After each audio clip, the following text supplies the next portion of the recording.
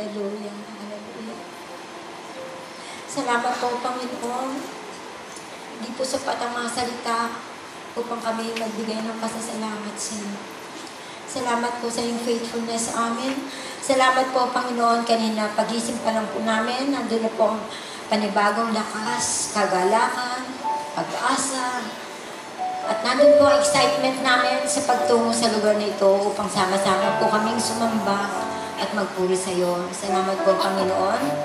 Hallelujah. At Lord, patuloy po kami humingi ng kapatawaran kung sa mga bagay po na nagawa ay naisip namin na nagbigay ng kalungkutan sa iyo. Truly, Lord, ang desires ng puso namin is malugod ka, Panginoon. At salamat po, Panginoon, sa presensya ng iyong banal na Espiritu na sa pag-aawitan pa lang po namin, Lord, ay nadama na namin, O God. Hallelujah. Salamat po, Panginoon. At Lord, truly, Lord, dalangin namin na patuloy mo po kami bigyan ng isang dalisay na puso, Panginoon. Isang pusong tapat na nagmamahal sa iyo, Panginoon, upang sa mga salita mo, Lord, ay magrerema sa aming puso. At salamat po, Panginoon. Patuloy po namin tinataas sa iyo, Lord, ang aming pastor na magbibigay po ng mensahe. Lord, dalangin namin, patuloy pong i-anoint ang kanyang mga labi, O God, sa pagbibigay ng iyong mga salita. Lord, your words will not return void, O God. Sa mga salita mo, O God, na maririnig namin, O Lord, ito po'y magrerema sa puso namin upang ito po ay mapamuhay namin sa araw-araw. Salamat po, Panginoon. At Lord, dalangin namin, patuloy mo pong pangunahan ang service na to. First service, second and third service. Salamat po, Banal na Espiritu, sa iyong presensya, sa pangunguna mo po sa gawain ito. At Lord, dalangin po namin ang bawat isang anak mo na narito. Lord, open our hearts, open our minds sa pakikinig na iyong banal na salita. At Lord, wala pong aalis sa lugar na ito na hindi po dala-dala, hindi po na bigyan ng katugunan ng kanilang pangangailangan. Ano man po ito, Lord. Lord, alam namin, muli kang gagawa, Lord, ng himala sa buhay ng bawat isa. Salamat po, Panginoon. At patuloy ka pang mapapurihan, maitaas po sa lugar na ito at sa buhay namin. We give you praise, we give you glory. In Jesus' name we pray. Amen. Hindi po natin napalakas na palakpakan ng Panginoon. The Lord gave me this song when I was in Taiwan. Sing with me the song. Nais kong mamasdan ang iyong kagandahan. Nais kong manahan sa piling mo kailanman. Ang ibigin ka siyang nais ko. Ang sambahin ka, ang sambahin ka, ang siyang mihi ko, hindi na layo, hindi na layo. Ang pangako ko, sabay-sabay nga po, nais kong mamasdan ang iyong kagandahan. Nais kong manahan sa piling mo kailanman. Ang ibigin kang siyang nais ko. Ang sambahin ka, ang sambahin ka, ang siyang mihi ko, hindi na layo, hindi na layo. Ang pangako ko sa piling mo, sa piling mo'y napapawi ang pangamba. Sa piling mo'y lubos ang pag-asa. Sa piling mo, kailan ka'y umapaw. Sa piling mo,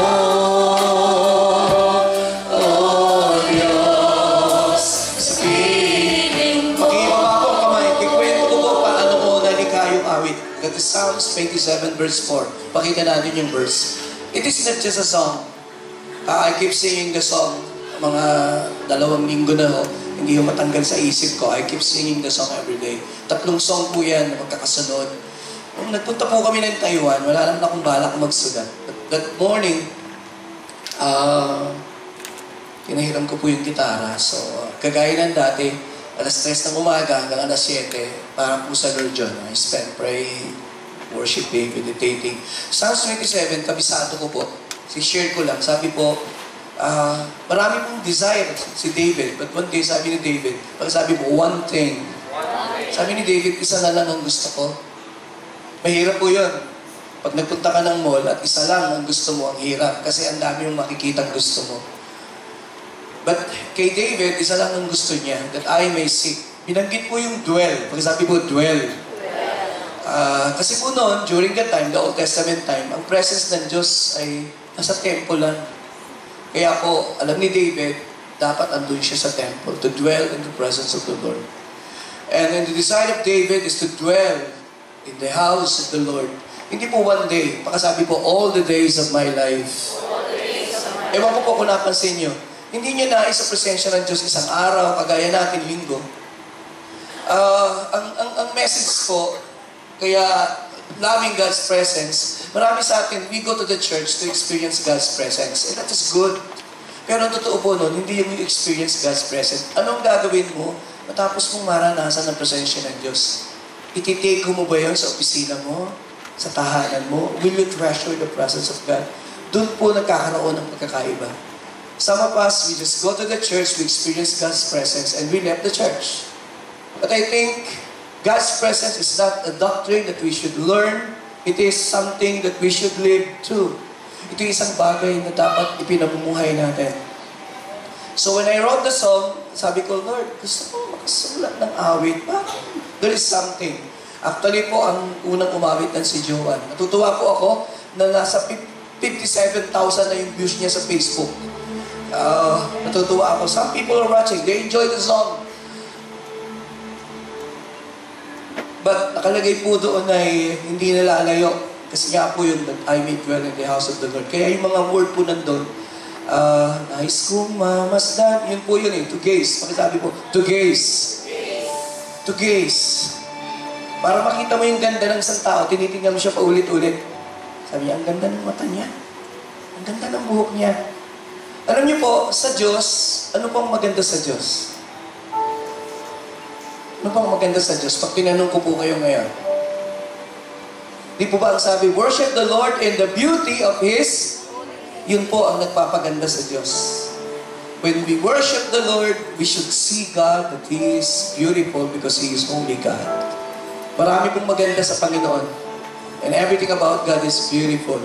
But as we worship, sana po ay makita natin yung ganda ng Diyos. At pag nakita mo yung ganda ng Diyos, ang magiging pangako mo, hindi na ako lalayo, Lord, mananatili ako doon sa presensya mo. Yun po yung song. Nais kong mamasdan ang iyong kagandahan. Nais kong manahan sa piling mo kailanman. Ang ibigin kang siyang nais ko. Sambahin ka ang siyang liig ko, hindi nalalayo. Pakisabi nga po, hindi nalalayo ang pangako ko. Sabay-sabay sa piling mo'y napapawi ang pangamba. Sa piling mo'y lubos ang pag-asa. Sa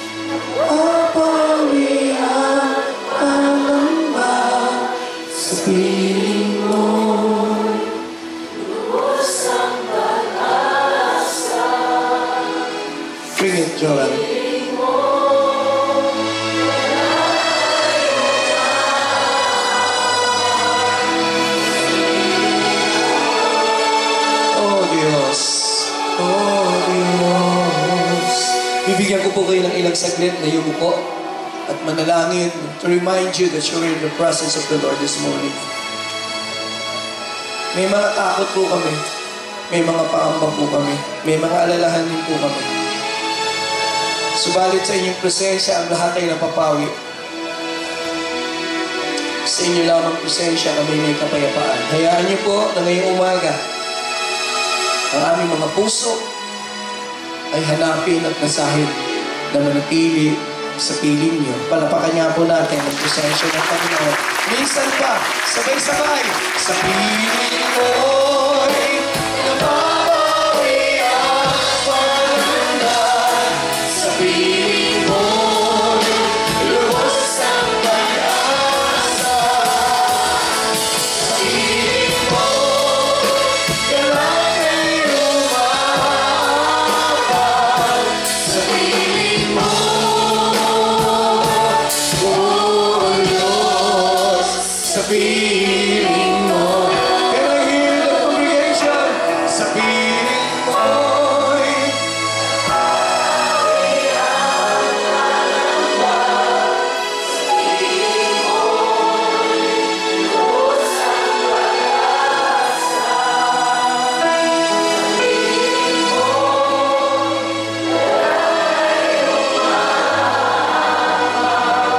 sa piling mo,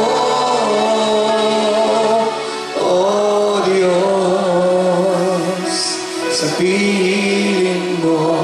Sa malakas sa palakpak po sa Panginoon. Makakaupo na po tayo.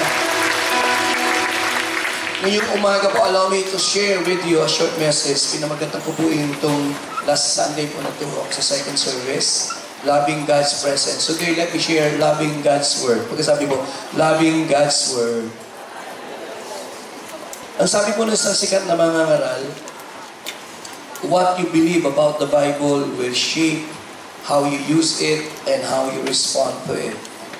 Kung paano daw po natin pinaniniwalaan ang salita ng Diyos, ito yung huhubog. Paano natin tatanggapin, paano natin paniniwalaan o tatanggapin ang kanyang salita. Dalawang kilalang mga ngaral ang nag-aral sa sikat na paaralan ng Fuller Theological Seminary in Dallas. At pareho silang mahusay na preacher along the way. But one day, yung isang sikat na preacher, nagsimula po siyang magduda sa salita ng Diyos. Nagsimula siyang magkaroon ng alinlangan kung ang Bible ba ay salita ng Diyos. At buhat po nun, nag-iba na po yung kanyang mga tinuturo. Dumating ang panahon, nireject niya ang salita ng Diyos. Ngayon po, itong lalaking ito, hindi na po natin papangalanan, ay isa po sa mga unang nag-uusik sa salita ng Diyos at sa Kristiyano. Yung isang estudyante, ang pangalan po ay itago natin sa sikat na pangalang Billy Graham, na buhay pa rin po hanggang ngayon. At doon din siya nag-aral. At ang salita ng Diyos ay pinaniwalaan niya, in-embrace niya, sinabi niya ito'y authoritative, inspired.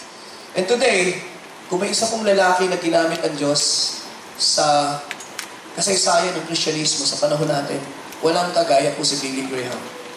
Natutuhan niya pong mahalin ang salita ng Diyos. Ilang piling talata po ang babasahin ko, and along the way, babasahin ko po yung mga talatang ito sa Psalms 119. Psalms 119, sa mga nagbabasa ng Bible, sa mga nakakaalam, this is the longest psalm, pinakamahabang awit sa Psalms o sa Salmo. And the longest chapter and the longest chapter dahil may 175 verses, ganun kahaba.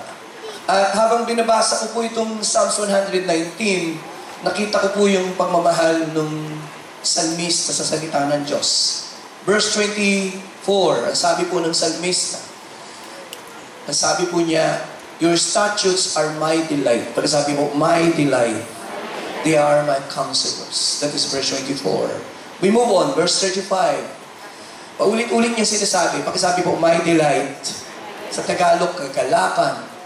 Sabi niya, direct me in the path of your commands, for there I find delight. That is verse 35. Verse 47, again, sinasabi ng salmista kung gaano niya kamahal ang salita ng Diyos. For I delight in your commands because I love them. Pagkasabi ko, I love them. Verse 70. Again, binanggit na naman ng salmista. Their hearts are callous and unfeeling, but I delight in your law. Paulit-ulit pong sinasabi ng salmista kung gaano niya kamahal ang salita ng Diyos. Verse 77. Again, inulit na naman niya yung salitang, let your compassion come to me, that I may live for your law. Pakisabi po, for your law is my delight. Paulit-ulit po, naka-6 na beses na. Pangpito, sa verse 92, Psalms, the same chapter, sabi po, if your law had not been my delight, I would have perished in my affliction. Again, binibigyan diin yung salitang delight. Psalms 143. Ang haba po, verse 143. Ang sabi po ng salmista, trouble and distress have come upon me, but your commands are my delight. Again, last verse, Psalms 119, verse 174. Ang sabi ng salmista sa huling pagkakataon, I long for your salvation, O Lord, and your law is my delight. Iba-iba po ang pagtawag ng salmista sa Word of God. Minsan tinatawag niyang word, minsan tinatawag niyang law, minsan saying, statutes, minsan tinatawag niyang command, minsan precepts, tinatawag niya itong judgment of God. Magkagayon man, isa lang ang binabanggit ng salmista. Sabi niya, I love thy law. I love thy word. Naniniwala po ako na napakahalaga po na maintindihan natin, Pastor Joey, why we should love the law and the word of God. Next slide, please. Isa po sa mga nakita ko sa scriptures, ang initial observations ko po, great men of the Bible love the word of God. Halos lahat ng mga great man ng Bible, they love the Word of God. David, sabi ni David sa Psalms 119:97, oh, how I love your law. It is my meditation all the day. Tayo po bilang mga Kristiyano, masasabi mo ba, tumingin po kayo kay Pastor Joey, o po kayo sasagot, tanungin mo yung sarili mo, mahal ko ba ang salita ng Diyos kagaya ni David? Ang salita ko ng Diyos, my meditation all day long. Doon po magkakaroon ng malaking tanong ngayong umaga. Yes, marami sa atin, we attend on Sunday. Pero sa Sunday mo lang nabuksan yung Bible mo. Sa Sunday ka lang makakapakinig ng salita ng Diyos. Marami po sa atin, we believe in the Word of God. But we don't love the law. We don't love the Word. Sometimes, nabubuksan lang natin ang ating Bible pag linggo at pumupunta tayo ng church. Nakikinig tayo sa isang sermon. Pero si David po sabi niya, oh, how I love the law. It is my meditation all the day. Another man of God, masasabi kong mahal na mahal niya ang salita ng Diyos ay si Job. Ang sabi ni Job, Job 23 verse 12, I have not departed from the commandments of His lips. I have treasured the words of His mouth more than my daily bread. Ang sabi ni David, ang sabi ni Job, ang iyong salita, Panginoon, hindi ako lumalayo. Iniingatan ko, tinreasure ko ang iyong salita sa aking puso. Si Jeremiah, sabi ni Jeremiah, this is Jeremiah 15:16, sabi niya, when your words came, I ate them. They were my joy and my delight, my heart's delight. For I bear your name, O Lord God Almighty. Pastor Joey, bakit dapat mahalin ang salita ng Diyos? Magbigay po ako ng 3, wala po sa outline. Number 1, it is God's word for us. Kung naniniwala tayo ng Bible ay salita ng Diyos, ito yung salita ng Diyos sa atin, dapat mahalin natin. Sapagkat ang isang paraan po, ako po personal, pag sinasabi ko pong narinig ko ang Panginoon, may sinabi ang Diyos, normally po, yes, it is from the Holy Spirit, but normally ang Holy Spirit, ang ginagamit ng Holy Spirit para magsalita sa inyo at sa akin ay ang kanyang salita. So, kung ang salita ng Diyos, diyan nagsasalita ang Panginoon, dapat we learn to love the Word of God. Sa bawat umaga po ba, paggising nyo, may panahon pa kayo, sabihin, Lord, mangusap ka po sa akin at gusto kong marinig ang inyong tinig. And then you open your Bible and you pray and you ask God to speak to you. As simple as that. Hindi ko po makalimutan ng bago po akong Kristiyano. Siguro iyan po yung isang bagay na kapasalamat ako hanggang ngayon. Everyday, babangon ako ng 3:00 ng umaga. Dala ko yung kape ko, dala ko yung Meron po akong lugar sa bahay namin na walang umuupo doon. Kinuwento ko na. Ako lang nauupo doon. Pati yung silya ko, walang umuupo doon. Misis ko uupo doon, nagpapaalam. Sabi niya, pwede ba ako umupo? Alam niyo po kung bakit? Tumingin po kayo sa akin. Sapagkat ang lugar na yun po yung tagpuan namin ng Diyos araw-araw. Yun po yung aking secret place. At ako po, tatanungin ko po kayo, marami pong Kristiyano, na-realize ko, wala silang secret place. Wala silang lugar kung saan nila kinakatagpo ang Diyos araw-araw. Yun po ang dahilan. Kaya maraming Kristiyano, hindi lumalim sa panalangin, sa pag-aaral ng salita ng Diyos. Bakit? Sapagkat wala silang lugar kung saan nila kinakatagpo ang Diyos. Walang lugar na masasabi mong doon ka lagi lumuluhod. Doon mo kinakatagpo ang Panginoon. Dito po sa service dito, may mga paborito po kayong lugar eh. Kaya pagka-absent kayo, alam ko na agad. Kasi diyan kayo tsak nakaupo. Kaya pag umupo kayo sa ibang lugar, at sasabihin ko, doon sila lumagay sa itaas ngayon. May mga paborito po kayong lugar.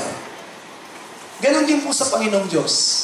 Dapat may mga lugar po kayo na dapat naging paborito nyo sapagkat yun yung lugar na alam nyo kakatagpuin kayo ng Diyos. Of course, kinakatagpo tayo ng Diyos wherever we go.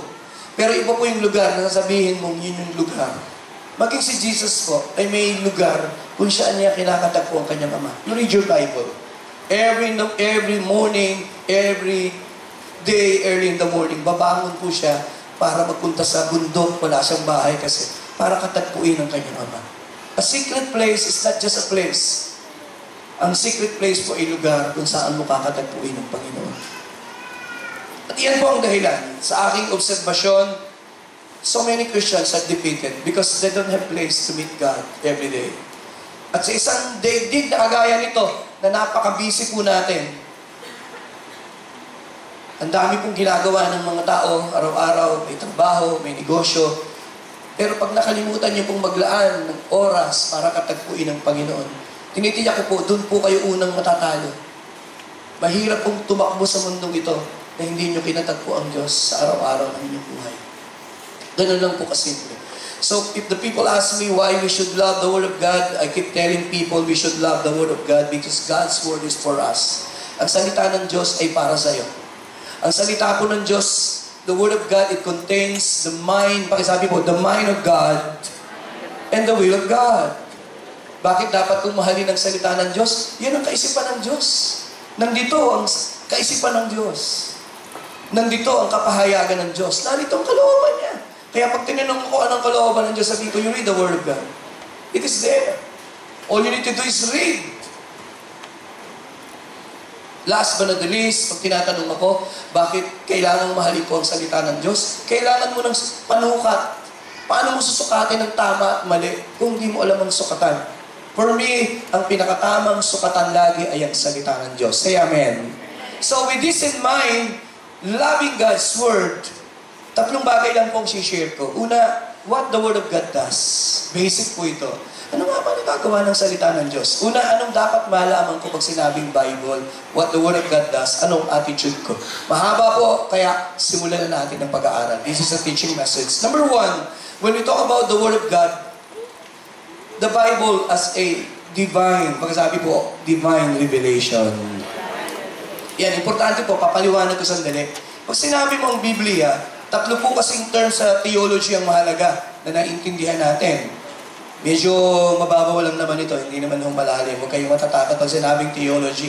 Kasi po, when you read the Bible, tatlo po bagay ang papasok sa kaisipan nyo. No? Importante nga intindihan, na i-distinguish. Pagkasabi po, revelation, pakisabi po inspiration, pakisabi po illumination. Dapat kaya mong i-differentiate yun para hindi ka malito. Pag sinabi pong the Bible as a divine revelation, ang ibig lang pong sabihin, ito po yung process by which God imparted to man truths which he otherwise could not know. Ibig po sabihin, kaya ang Biblia ay divine revelation ng Diyos sapagkat ang tao po sa kanyang sarili ay napakalimitado ng kaya niyang arukin at unawain patungkol sa Diyos.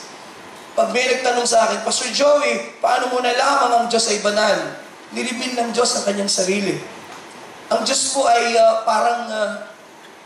how should I describe it? Ang Diyos po ay Nagpapahayag kung sino siya. Dalawa lang po kasi yan eh. Ang pagkaalam ng tao sa Diyos, dalawa lang. It's either, pakisabi po, speculation, pakisabi po, or revelation. May mga tao po, pag tinanong nyo, paano nalaman yung patungkol sa Diyos, mapapansin mo, yung sinasabi niya, haka-haka. Spekulasyon about God. Ano ang Diyos? Sa palagay ko ang Diyos. Hindi po tayo ganun. Tayo po, pag tinanong, ano ang Diyos, sasabihin natin, ang Diyos ay pag-ibig. Paano mo nalaman? Sinabi ng salita ng Diyos. Ang Diyos ay banal. Paano mo nalaman? Sinabi ng Diyos ay holy. Bakit nalaman natin ng Diyos ay mapagpatawad? Sinabi ng salita ng Diyos. Ini-reveal ng Diyos. Kaya po, tayo, halimbawa, madalas pag nagtatanong ang estudyante, ito tanong nila sa amin, Pastor Joey, paano nalaman ni Moses na nilalang ng Diyos ang daigdig? Nandun na ba siya? Nang lalangin ng Diyos ang daigdig. Walang tao, di ba? Yes, doon po papasok yung revelation. Wala si Moses nang lalangin ng Diyos ang daigdig. Pero bakit ang Bible may record paano nilalang? Ang tawag po doon, revelation. Hindi kayang isipin ni Moses yun. Pero dahil ang Diyos ay parang kaibigan si Moses, binigyan ng Diyos si Moses ng revelation. Say amen. Kagaya po ng Book of Revelation. Hindi naman nakita ni John the Beloved ang future. Pero bakit alam ni John the Beloved, isinulat niya, ang tawag po doon ay revelation. Gising po ba tayo? Kaya medyo theological po ng konti para maintindihan mo. So ang Bible, revelation. Hindi po dumating ang Biblia sa atin na lang, yan po'y galing sa Diyos. Ipinahayag po yan ng Diyos. Ibinigay ng Diyos sapagkat alam ng Panginoon, hindi natin mauunawaan ang maraming mga bagay. So through the Word of God, pag binabasa niyo po ito po yung revelation ng Diyos patungkol sa kanyang sarili, ano yung gusto niya, ano yung dinidima ng Diyos, how can we know God? This is the revelation of God. Ngayon, pag hindi po ganyan ang pagtanaw nyo, tatama rin kang magbasa. Pero kung ang tingin mo, ito'y kapahayagan ng Diyos eh. Nandito yung kaisipan ng Diyos eh. Narito yung kalooban ng Diyos eh. Saka mo lang mamahalin ang salita ng Diyos. Kaya po marami sa atin, we don't love the Word because we don't accept this is God's revelation. This is God's revelation. Walang ibang paraan para makilala mo ang Diyos ng higit unless you read and you love the Word of God. Pero pag hindi ito ang pananaw mo, hindi ka magbabasa ng Bible. Maniwala sa'yo yung Bible. You don't even read the Bible. You don't even read the... And yet, tinatawag mong sarili mong Kristiyano. Marami po sa atin naging Kristiyano na. Pero pag tinanong mo, nabasa mo ba talaga ang Bible? Most of them, they don't. Hindi nila nabasa talaga. Pero Christian sila, nagtatay sila, umatay sila paglinggo. Pero pag pinag-usapan ang salita ng Diyos, and because they never consider this as the greatest, this is the greatest revelation na pwede po ninyong matanggap sa inyong buhay. This is the Word of God. Kailangan magpalit tayo ng kaisipan. To love the Word. And we don't just, how should I say it?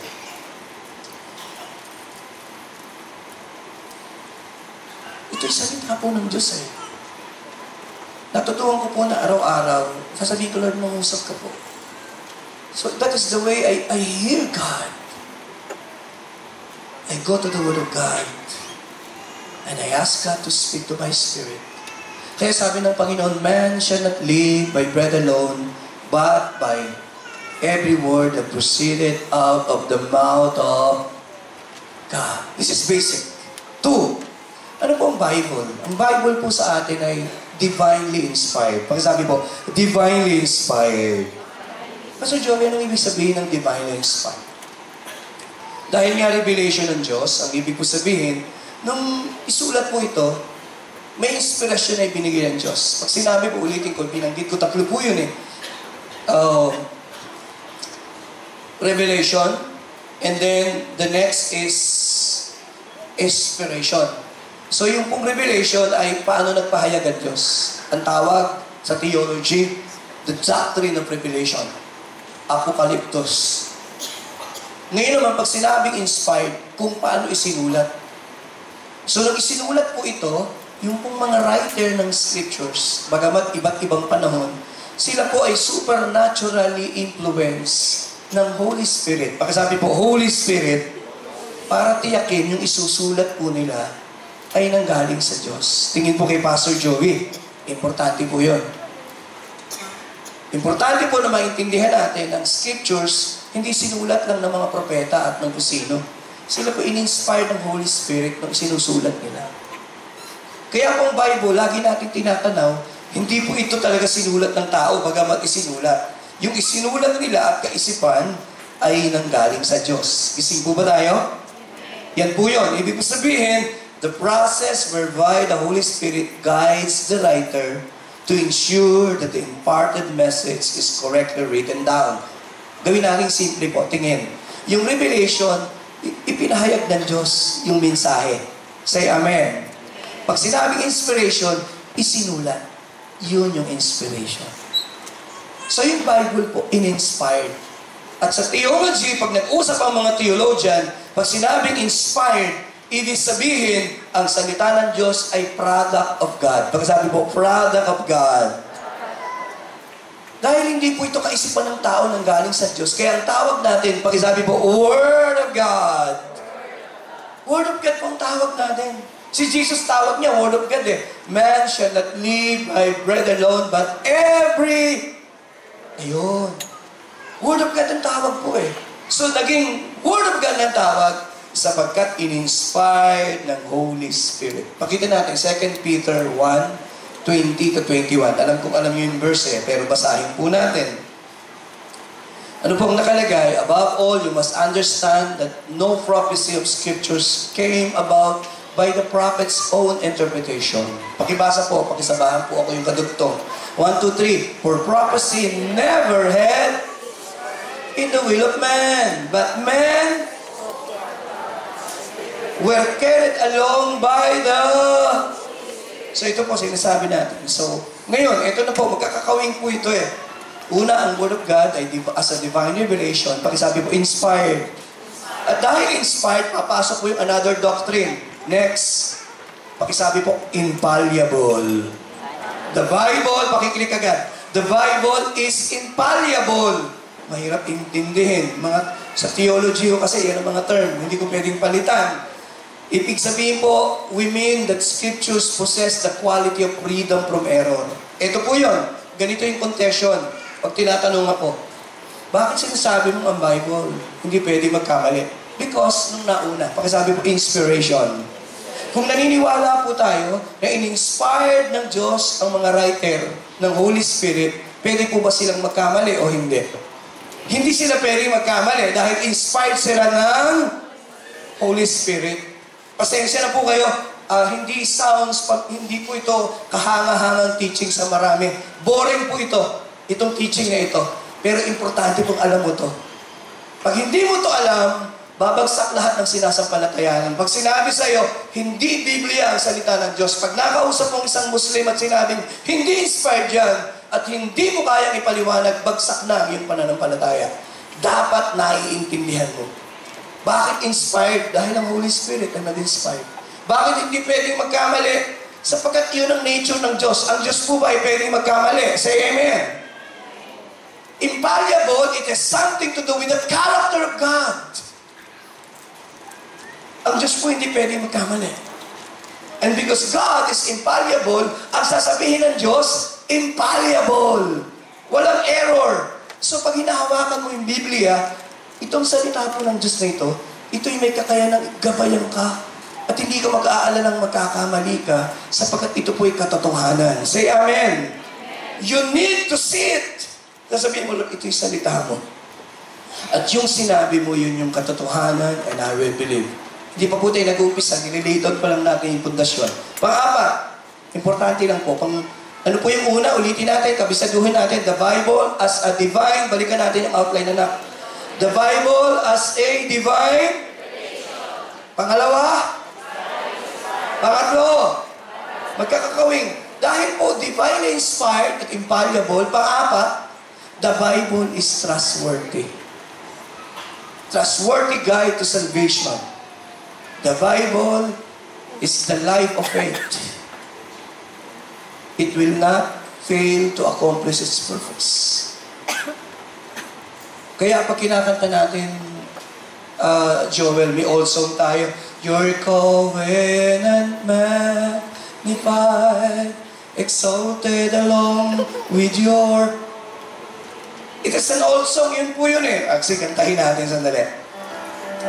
Forever, O Lord, your word is settled in heaven. Anong verse? Psalm 119, verse 89. Your faithfulness, Lord, continues through all generations. Your covenant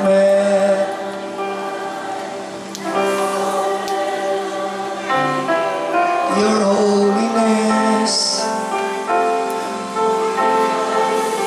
in promises, I meditate all of your righteous ways. Ito po, gusto ko po ito. I lift up my hands and praise the power of your command. Ito po. Forever, O Lord, your word shall stand. Ito po, sige po, sandali. Papaliwanag ko po. Ang word of God po, trustworthy.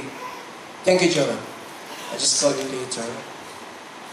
Now, punta po tayo sa huli. Magsisimula na po tayo. Pakisabi mo, the Bible is powerful.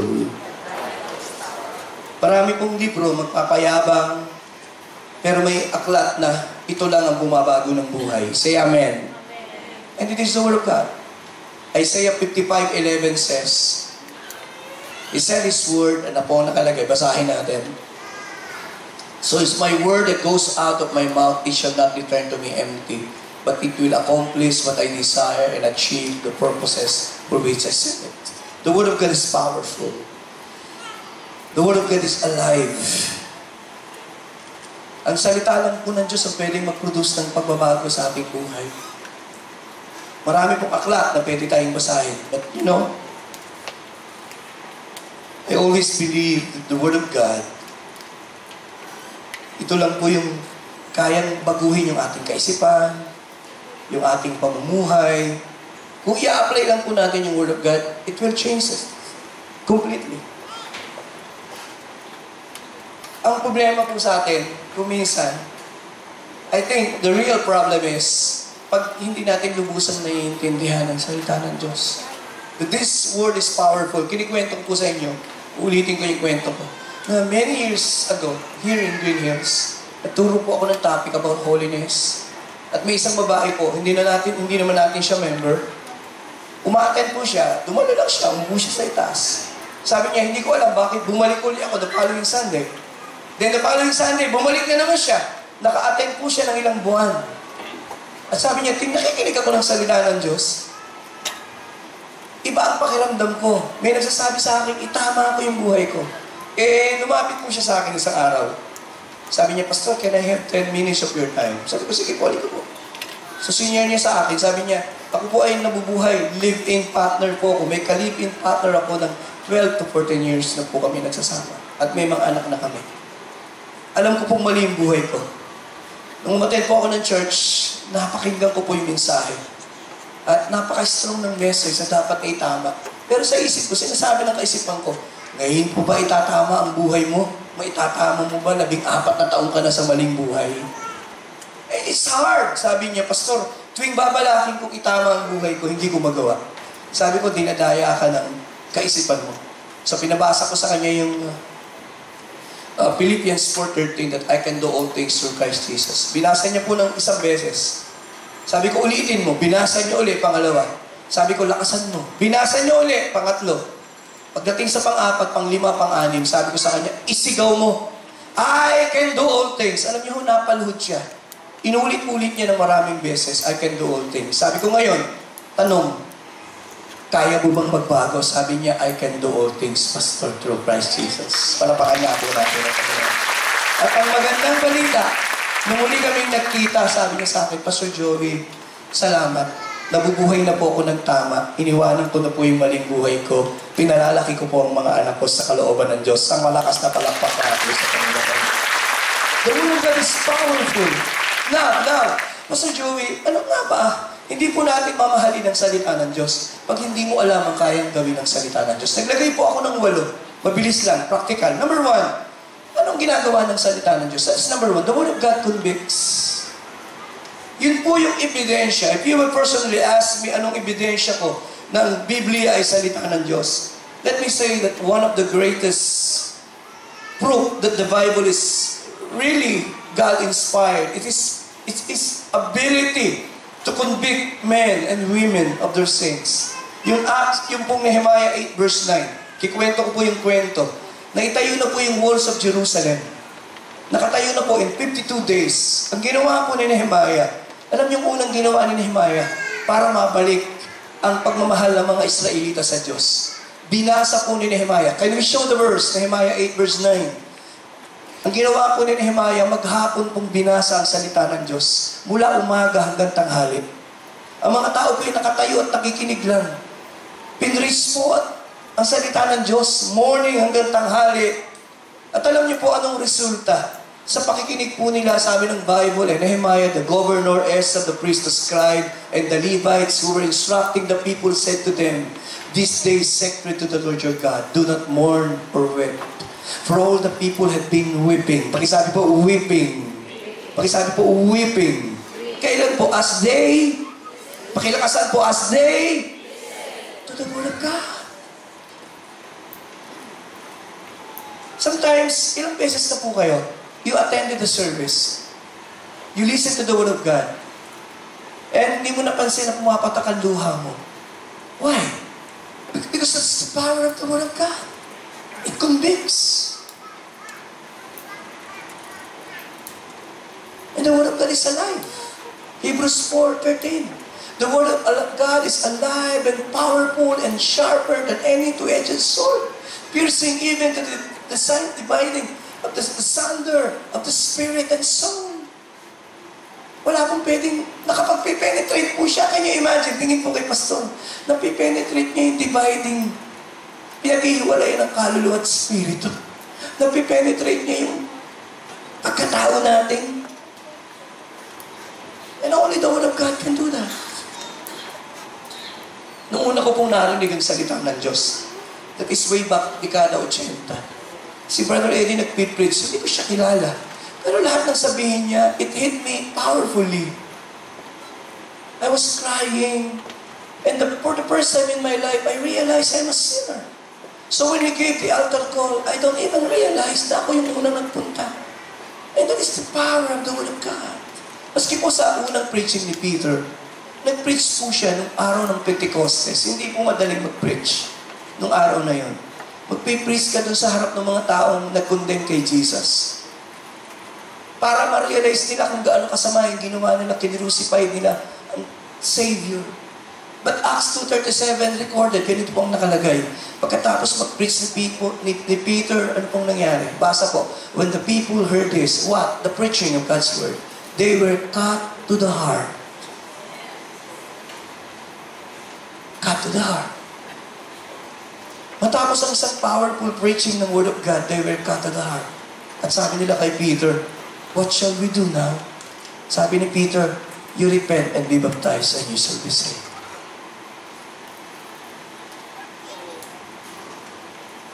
Hindi po nagpapago ang kapangyarihan ng salita ng Diyos. Ito lang po pwedeng pag-penetrate ng ating puso eh. At alam niyo, madaling malaman pag may conviction na sa puso natin eh. Tingin nga po kayo kay Pastor. Madaling malaman when you are convicted. Masyado kang nahihiya sa nagawa mo. Say amen. Wala po akong kausap. Yung ibang, madaling malaman may conviction ka. Hiyang-hiya ka. Sabi, ba't nagawa yun? Ba't ka nasabi yun? Because you've been convicted with the Spirit. Masyado kang nahihiya. Ba't ka nagawa yun? Another palatandaan, may conviction ng Holy Spirit. Na-realize mo kung paano mo nasaktan ng Diyos. Tingnan niyo po si David, Psalms 51 verse 4. Nung siya magkasala at nangalo niya, sabi niya, against thee only have I sinned and done what is evil in your sight. Kailan tayo totoong na-convict? Pag na-realize mo gaano ka-evil yung nagawa mo. Gusto ko pong tumingin kayo kay Pastor Joey. Basic po ito eh. Walang tao that can really penetrate ang bulag nating puso maliban sa Holy Spirit. John 16 verse 8. Ang Holy Spirit lang po ang makapagdadala ng conviction. At ang ginagamit ng Holy Spirit para makonvict ang isang taong nasa kasalanan ay ang salita ng Diyos. Naalala ko po yung isang magnanakaw na pumasok sa isang church. At alam niyo po, ninakaw niya yung kaset ng church. Malaki po yung kaset, ninakaw niya. At pagdating sa bahay, pinlay niya, tinignan niya kung okay. Nung pinlay po niya, nakasalang yung preaching ng pastor. At nung marinig niya yung preaching ng pastor, nakonvict po siya. Kinaumagahan, isinoli po niya po yung kaset. At sabi ng pastor, Pastor, patawarin niyo po ako, ninakaw ko po. Sabi, bakit mo pinalik? Pinakinggan ko yung preaching. Nung pinapakinggan ko na nakonvict po ako. Talagang sorry po ako, patawarin niyo na po ako. You see, the Word of God has the power to convict us. Because the Word of God is alive. Palapakan lang po natin sa ganyan salita ng Diyos. Malakas po sana. Oh, thank you, Holy Ghost. Pangalawa po, the Word of God empower us to pray. Si Brother Eddie po, ang unang-unang natutuhan ko at hindi ko nakakalimutan, sabi niya, paano ka mananalangin ng makapangyarihan sa Diyos? Isaiah 43:26. Ang sabi niya, you put God in remembrance. Sabi niya, pag magpipray ka sa Diyos, para ang Diyos ilagay mo sa defensive side na hindi siya tatanggi. Pagtayo mo sa Panginoon, ang ipaalala mo sa Diyos ay ang kanyang pangako. Kaya kung pag ako'y nagpipray, nasabihin ko, Lord, ikaw ang nangako. Kung ako'y lalapit sa anumang kaparaanan na hindi mo ko itataboy. Say amen. Panginoon, ikaw po ang nangako. Kung ako'y lalapit sa inyo'y makakasumpong po ako ng iyong mayamang habag at awa. Hebreo 4:16. Panginoon, ikaw po ang nagsabi na kung ako'y tatawag ay pakikinggan niyo po ako. Hindi po pwedeng talikuran ng Diyos yung pangako niya eh. Ini-empower po ng Holy Spirit ang inyong prayer pag nagpipray po kayo, nakasama ang salita ng Diyos. Kaya John 15:8, if you continue in my word, if my word abides in you, and you continue in my words. Importante po yan. Verse 7. Hindi mo pwedeng paghiwalayin yung words at yung power ng prayer. If you remain in me and my words remain in... Wala po akong kausap. Ulitin po natin. If you remain in me and my... You see? When we pray and we approach the throne of God, at sasabihin mo, Lord, ito yung mga pangako mo. Sabi ng Panginoong Jesus, whatever you ask, He will give it to you. It will be given to you. Ano pong nagagawa ng Word of God? Ang Word of God po, it empowers your prayer life.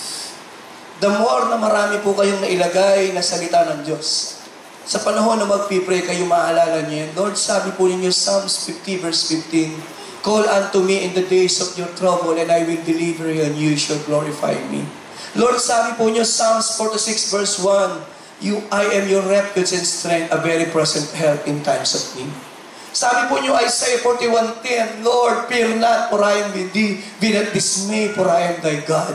I will help you, I will uphold you in my victorious right hand. Iba po ang panalangin pag pinuno niyo ng salita ng Diyos. Ini-empower ng Holy Spirit ang ating mga panalangin. Bakit? Puno ng salita ng Diyos. Minsan maganda po ang ating mga panalangin. Ang wala, Word of God.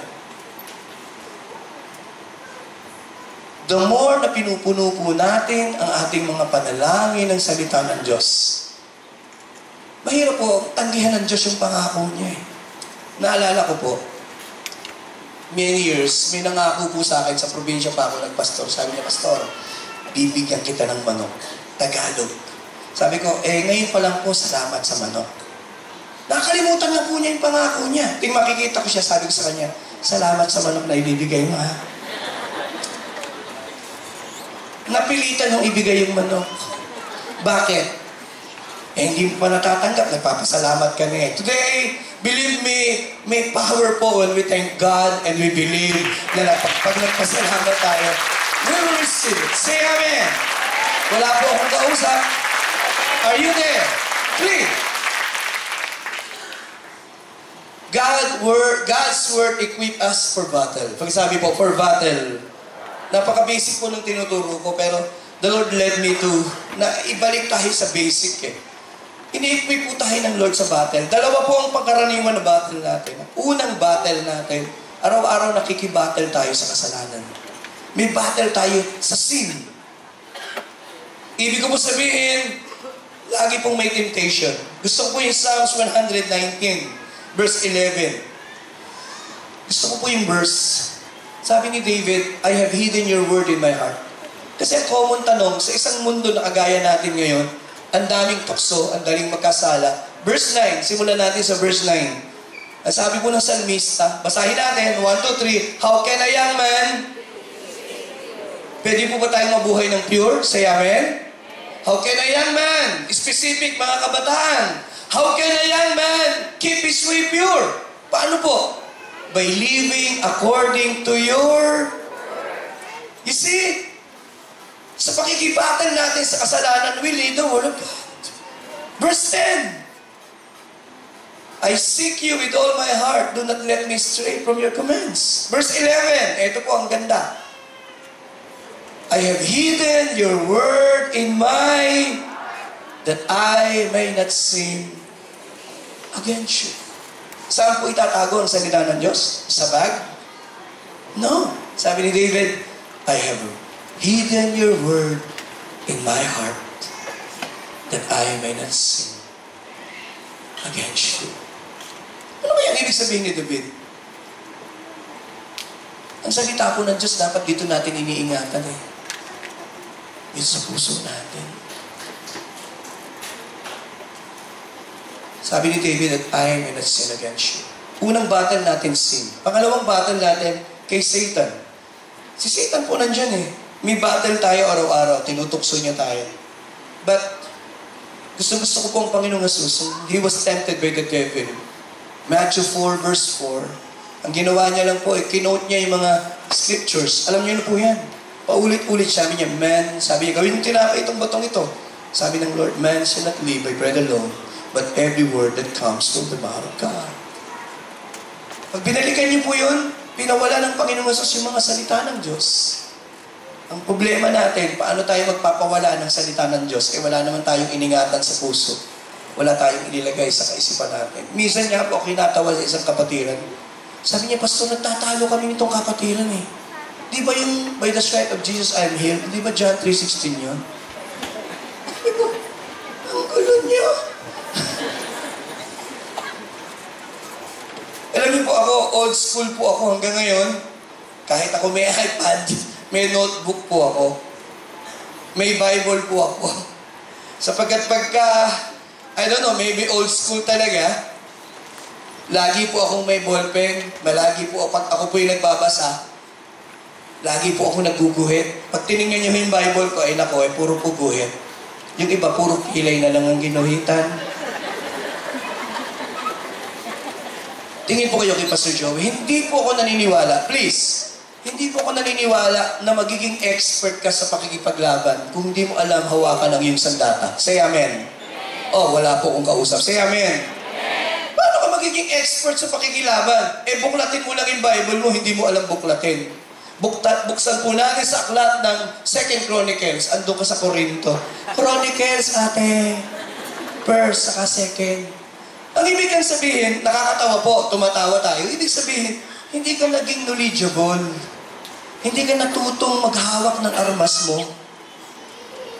Paano ka ngayon magiging matagumpay? Hindi ka natutong maghawak ng armas mo. Tama. Meron niyang magkapatiran, maghapon, nagkakagalit eh.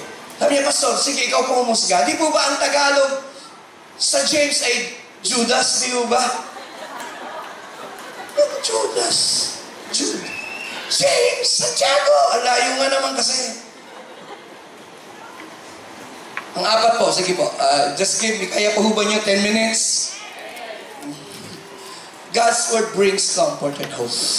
Yan po gusto ko.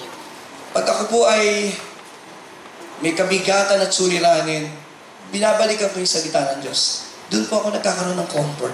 Alam niyo po, nung sinishare ko po yung awit na di nalalayo, nag-iiyakan po yung mga tao kasi asa Taiwan yun double yung mailing Siyempre, kung malayo ka nga naman sa pamilya mo, malayo ka sa tahanan mo, Joel, anong unang feeling mo? Homesick. Pero sa linya ng awit, di ba? Sabi natin, sa piling mo'y napapawi ang sa piling mo. Well, tinitingnan ko po sila. Nung una, sila po ang umiiyak. Nung tinitingnan ko po sila, ako na umiiyak. Oo nga naman Pero hindi ko nga maipaliwanag. Bakit nga ba sa piling ng Diyos, umiiyak tayo? Dahil ba nakikita natin ang kanyang kabanalan o nakikita natin ang ating kasalanan? Bakit nga ba sa presensya ng Diyos, hindi natin maipaliwanag yung pakiramdam natin? Mahirap talagang tumayo sa harap ng isang banal na Diyos. I wanna hear an amen. Pero there is something in the presence of God that we cannot explain. The presence of God brings us comfort. Pakisabi po, comfort. Exodus 33:15. Sabi ng Panginoon, my presence will go with you and I will give you rest. We cannot explain. Gaano man tayo sugatan, gaano man tayo nalilito, pag naramdaman na natin ang presensya ng Diyos, ay nakakaramdam po tayo ng kapayapaan. Totoo po ba sa inyo yun? Sige, awitin natin yung koro kanina ng inaawit natin sa piling mo. Sa piling mo'y napapawi ang pangamba. Sa piling mo'y lubos ang pag-asa. Sa piling mo galak ay umama. Sa piling mo, oh Diyos, sa piling mo.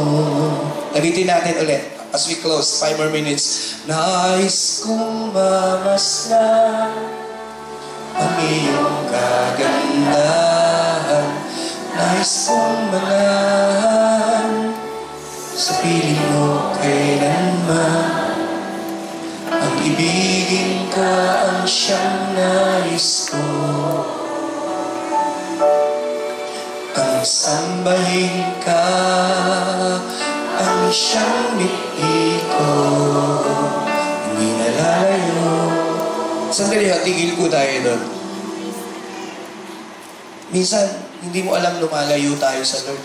Dahan-dahan. Hindi mo nararamdaman. Lumalayo na yung puso natin. Kasi nature po ng puso ng tao yun But, salamat po, kasi may way ang Lord para tawagin niya tayo sa presensya niya. Say amen. Sa piling mo'y papawian. Hindi ko po alam gaano confused and wounded some of you. I pray that the presence of God in our midst will bring hope and strength. Sa piling mo galak kay sa piling mo. I'll close in 10 minutes. Mabilis na lang, Panlima. God's Word produces faith. Pag sabi sa katabi mo, produces faith. As we listen to the Word of God, si Brother Eddie po, siguro 33 years na po akong pastor. Simula po ako, narinig ko na siya hanggang ngayon. Wala pong sablay. Lagi niyong tinuturo yung faith. At sabi niya, Romans 10:17, faith cometh by hearing and hearing by the word of God. Pakisabi mo, hearing and hearing by the word of God. Walang ibang paraan. Yung iba nagpipray na magkaroon ng faith. That's good. Pero ang faith po, hindi dadating because you pray. Please, listen up. Tingin po kayo. Ang pray ay uusbong sa puso niyo, ang faith. Because you meditate on the word of God. You meditate.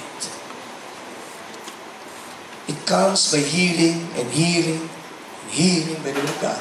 Ito po example. In Acts 14:6-10, nagpipreach po si Peter. No, it was Paul who was preaching, I'm sorry. At habang nagpipreach po si Paul, may isang lalaki na ipinanganak po. Can we show the verse? Acts chapter 14, 6 to 10. Diyan po, and verse 7, nag-preach po si Paul where they continue to preach the good news. Verse 8. In Lystra, there sat a man crippled in his feet. Tingin po kay Pastor. Ito po ay crippled. Who was lame from birth. Who had never walked. Tingin po kay Pastor Joby. Siya po ay paralitiko. Hindi naglakad sa buong buhay. Pero may himalang nangyari. Ano ang himalang nangyari? Nakikinig po siya ng salita ng Diyos. Are you listening? At sabi ng Bible, he listened to Paul as he was speaking. Pinakikita niya yung preaching ni Paul. Sa pagkakataon ngayon, ako po, mas madali kong paniwalaan ng pinipreach ni Paul this time is about healing. At nung makita po ni Pablo, kasi ako po tinitingnan ko yung mga tao pag nakikinig eh. Yung iba'y parang mga manok na yung iba naman talagang attentive.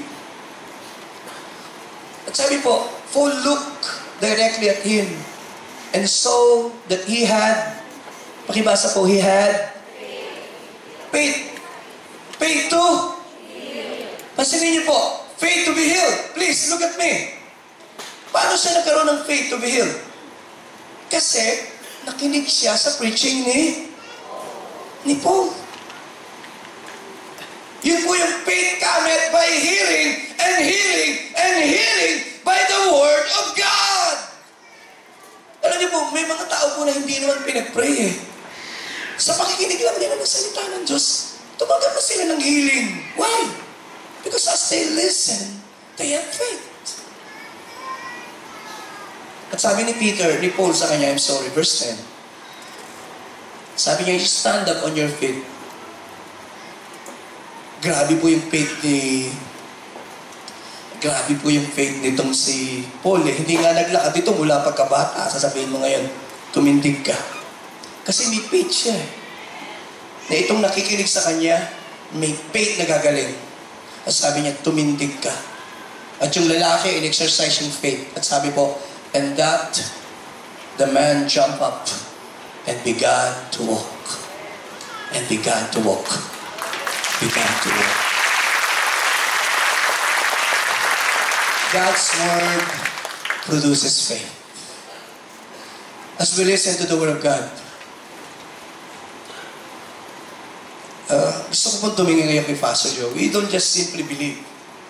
Ako po, pag tinatanong ako, sinasabi ko, you open your Bible, may need ka, hanapin mo kung saan ipinangako ng Diyos yung pangangailangan mo. And you claim it, hold on, and pray, and believe. Marami pong nagpipray, they just pray. Tinanong ko, saan pinangako ng Diyos yung hinihingi mo? Naalala ko po na many years ago, meron pong kapatiran, kikwento ko ulit. Tinaningan po siya ng 3 buwan to live. Ang pangalan niya po ay Kamaming. So, nung malaman kong 3 months na lang siya mabubuhay, nag-fasting po kami. Pinuntahan ko po siya sa ospital. Andun lahat ng kamag-anak. Alam niyo naman, pag sa probinsya, pagkakataon kong mag-preach.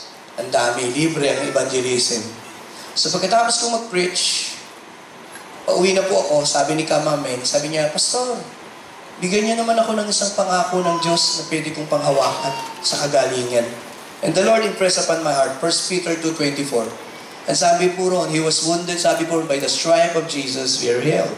Sabi ko sa kanya, panghawakan niyo po yung 1 Peter 2:24. Pakisabi po, by His wounds, you have been healed. Sa New King James nakalagay, by His stripes.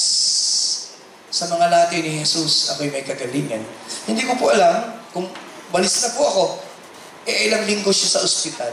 Nagpabili po siya ng yellow pad. Ito po white yellow. At habang nasa ospital, araw-araw, sinusulat niya yung verse. Sa mga latay ni Jesus, ako'y may kagalingan. Lahat! Baligtaran.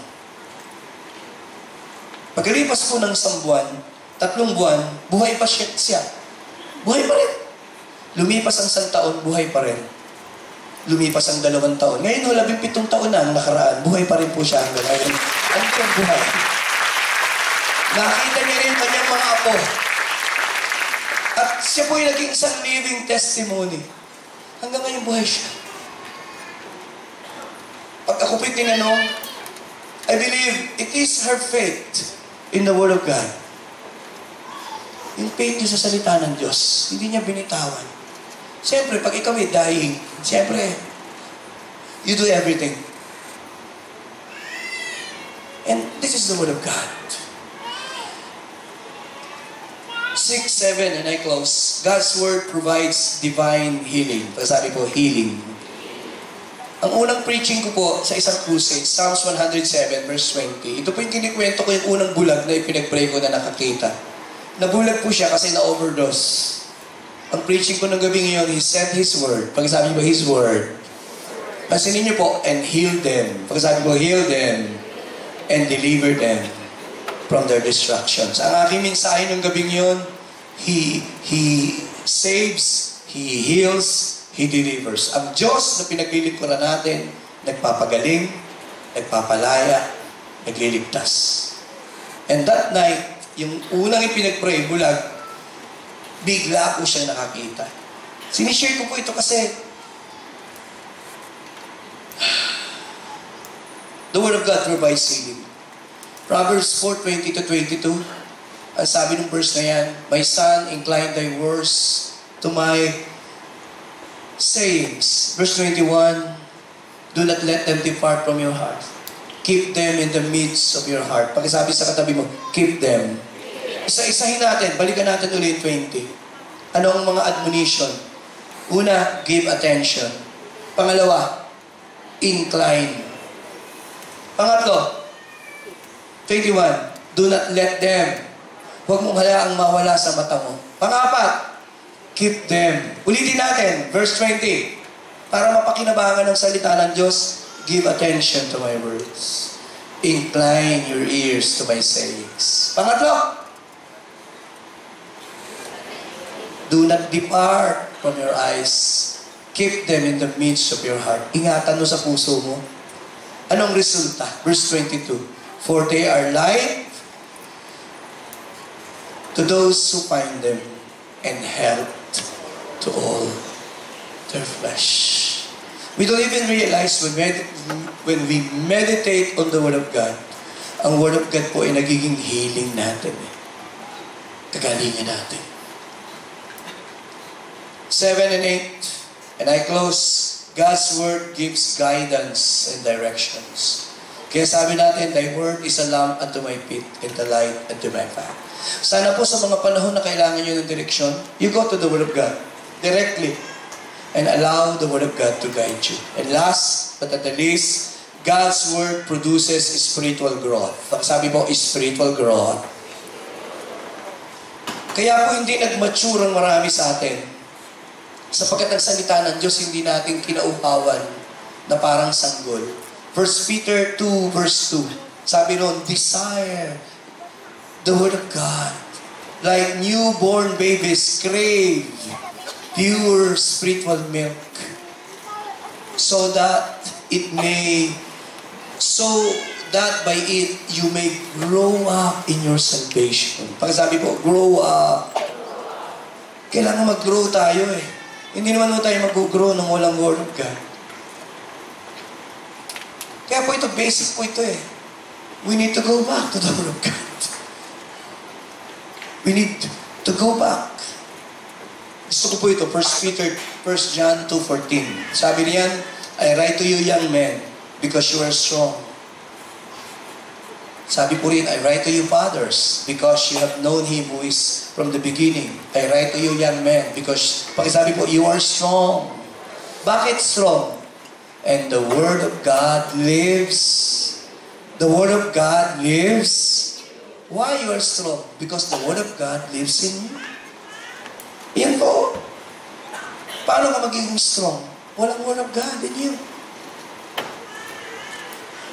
You are strong because the Word of God lives in you. Now, anong approach? Mabilis na lang po ito. Ipapakita ko na lang. Anong tamang attitude sa Word of God? Number one, approach it prayerfully. Kaya sabi ni David, Psalms 119 verse 18, "Open my eyes that I may behold the wonderful things from your law." Nagpipray si David, sabi niya, Lord, ibukas mo yung aking kaisipan para maunawaan ko yung salita mo. Yun po, dapat ganun po ang approach natin pag nagbabasa tayo ng Bible. Sasabihin mo, Lord, ibukas mo po ang aking puso sa inyong salita at ang iyong salita sa aking puso. Lord, ibukas mo po. Bigyan niyo po ako ng kaunawaan. We should approach the Word of God prayerfully. That is the only way for us na maintindihan po ito. Kasi Word of God nga po ito eh. Hindi naman ito kayang arukin ng kaunawaan. Gaano man po tayo katalino, gaano man tayo kahusay, gaano man kataas ng ating tinapos. Pag hindi po talaga tayo i-anoint ng Diyos ang kaisipan natin, hindi naman natin ito maintindihan. So we need to pray. Two, approach the Word of God. Approach it, pakisabi ko sa katabi mo, humbly. Gusto po ng Lord, pagka tayo po ay nag-aaral ng salita ng Diyos, papagpakumbaba. Tinuturo ko po sa mga estudyante. Sabi ko, hindi ngayon magaling na kayo sa hermeneutics at homiletics. Ang tingin nyo, ang galing-galing nyo na. Dapat pag nag-aaral ng Bible, parang walang alam. Dapat ganun. Parang bata ka lang, you're willing to learn. Sabi po ng Matthew 11:23, "I thank you, Father, Lord of heaven and earth, that you have hidden these things from the wise and prudent and revealed them to the babes." We should approach the Word of God humbly. Mapagpakumbaba. Lord, let me know thy word. 3, approach it reverently. Pagkasabi po, reverently. Ito po yung salita ng Diyos eh. Gusto ko po nung this is Nehemiah chapter 8 verse 5. Nung buksan na po yung Bible, ang salita ng Diyos, ang lahat po ay tumayo at nagbigay galang sa salita ng Diyos. Napapansin niyo po ako, pag nagbabasa ako ng scriptures, pinipilit ko pong tumayo tayo. Because this is the Word of God. Hindi mo pwedeng ihiwalay ang Diyos sa kanyang salita. Pang-apat, approach it, pagkasabi po, obediently.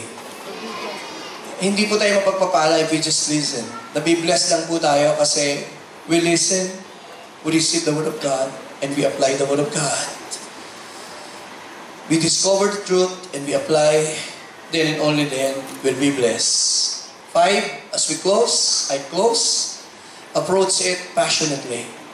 Passionate nating aralin. Kung may isang bagay po ako na gustong gawin, gusto ko pong mag-aral pa ng salita ng Diyos araw-araw. Gusto ko pong matuto. Hindi dahil gusto kong mag-sermon.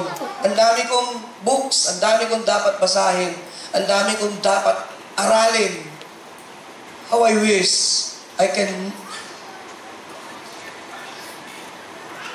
I want to know the Word of God more. Kung makakabisa ko nga lang po sana ang Bible talaga. How I wish makakabisa ko siya ng gusto. But we need to approach it passionately. We are passionate to know.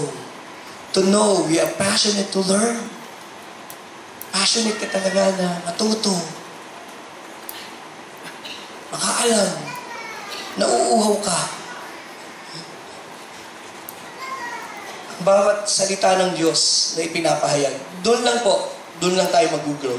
6 and 7, and I close. Approach it regularly. Kapag ang pagbabasa po natin ng salita ng Diyos is sporadic, kung kailan mo lang gusto, hindi ka po mag-grow sa knowledge sa Word of God. Kaya sabi ni Pablo, let the Word of God dwell in you richly in all wisdom. Because only when we meditate on the Word of God, nagpapasalamat po ako sa Lord, nung bago po akong Kristyano, kasi nung estudyante pa lang ako ng engineering eh. Kaya ako po ay may technical pen. At kumpleto po ako. Lahat ng verses na i-quote ni Brother Eddie, susulat ko po yan.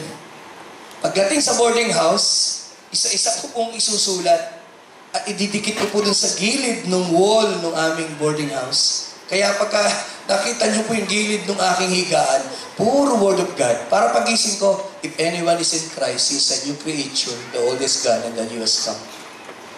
Hindi ko po alam yung mga Word of God na yun na meditate ko, na natanim sa isip ko, yun po pala napakalaking factor sa buhay ko bilang Kristyano.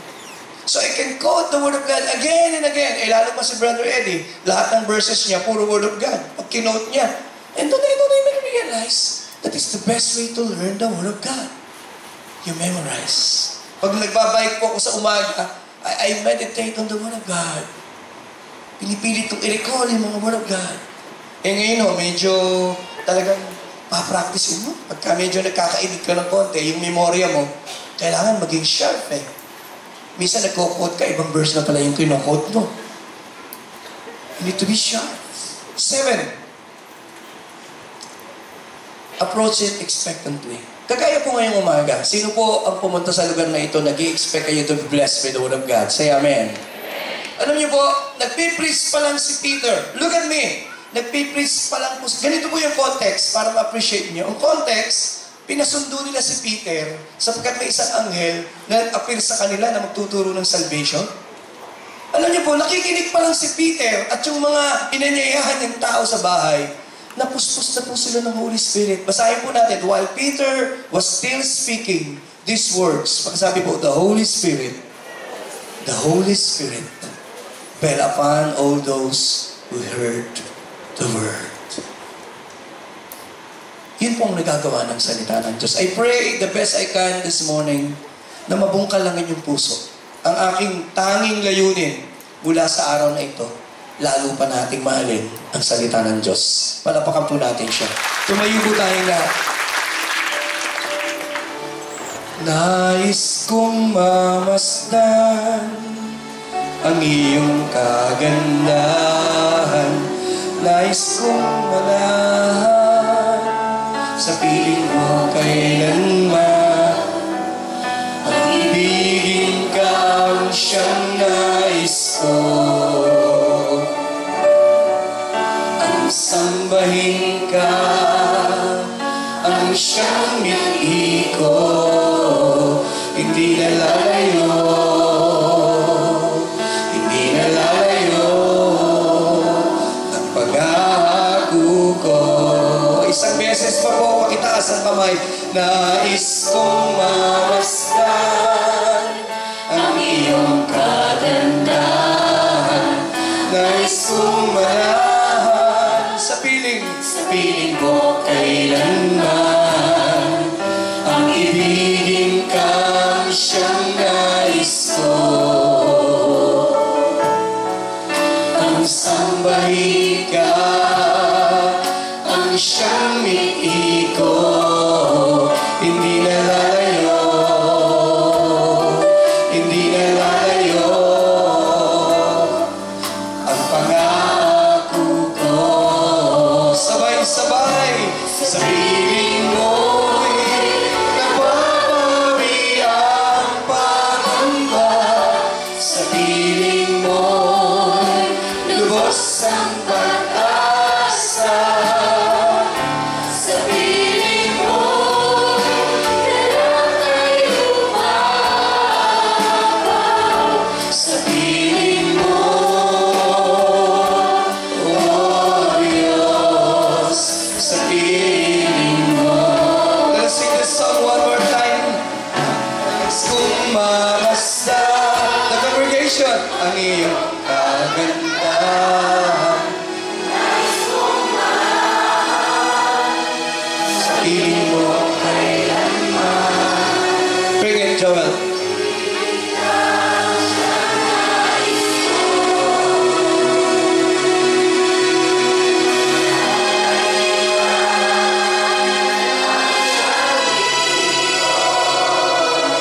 Hindi na lalayo, hindi na lalayo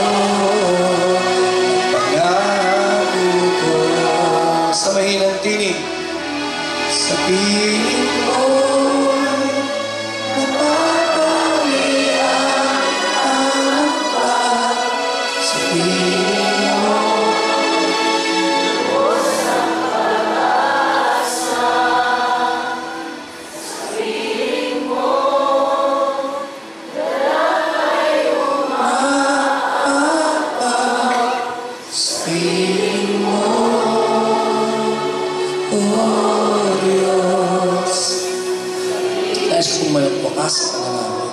The best I can and the best I knew, I shared your words today. Loving thy word. Nawa, Ama, mula sa araw na ito, lalo pa naming mahalin ang iyong salita. Bigyan mo kami ng kauhawan. Give us the hunger, Lord.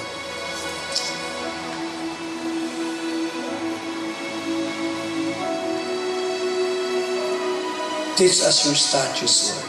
Psalms 119, verse 12. Do not hide your commandments from us. Psalms 119, verse 19. Make us understand the way of your precepts. Psalms 119, verse 27. Incline our hearts to your words. Psalms 119, verse 36. Give us life as we keep your word. Psalms 119, verse 88. Establish our steps in your words. Psalms 119, verse 123. Lord, most of all, do not allow us to go astray from thy word. Psalms 119, verse 176. Pakitaas mong kamay. Huwag niyo pong hayaang mawala kami sa inyong salita. Hayaan niyo pong ang aming mga hakbangin at daan ay gabayan ng inyong salita. Hayaan niyo pong ang inyong salita ay malagay sa aming puso. I bless this congregation today in the name of the Father, the Son, the Holy Spirit. And everybody will say and agree, Amen. Magandang umaga po. God bless you. I love you all. Good morning.